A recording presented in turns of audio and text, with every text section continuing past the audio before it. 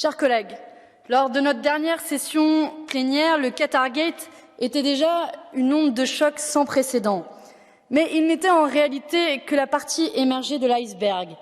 Nous avons appris depuis que le réseau de corruption utilisé par le Qatar était bien plus vaste encore.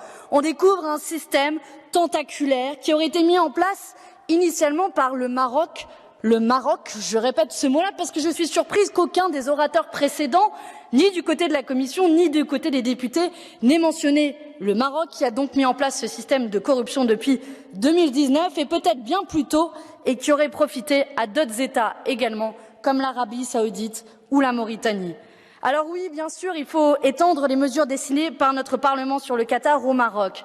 Mais la vérité, c'est qu'on ne mettra pas fin à la toute-puissance des lobbies étatiques ou privés si on ne s'attaque pas aux racines du problème. La culture de l'impunité et de l'opacité qui laisse la porte grande ouverte à toutes les ingérences. Pour cela, notre point de départ devrait être simple, c'est ça. Ça, c'est le texte de notre résolution qu'on a voté collectivement au mois de décembre dernier et qui traçait une feuille de route très claire. La mettre en œuvre dans son intégralité avec un calendrier précis devrait être notre priorité absolue. Alors pourquoi la présidente Roberta Metsola sort de son chapeau un autre plan qui écarte 11 des 15 propositions votées et adoptées par notre Assemblée dans cette résolution?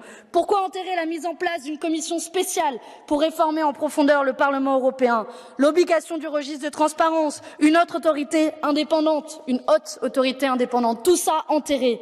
Cette résolution avait pourtant été approuvée par 541 voix et 2 votes contre, un consensus inédit. Alors pour sauver la démocratie, il faut sans doute commencer par faire une chose simple, la respecter et faire le ménage de la cave au grenier dans nos institutions. Et puisqu'on est encore en janvier, je vous propose donc une bonne résolution pour l'UE en 2023, que l'éthique prime enfin sur le fric. Je vous remercie.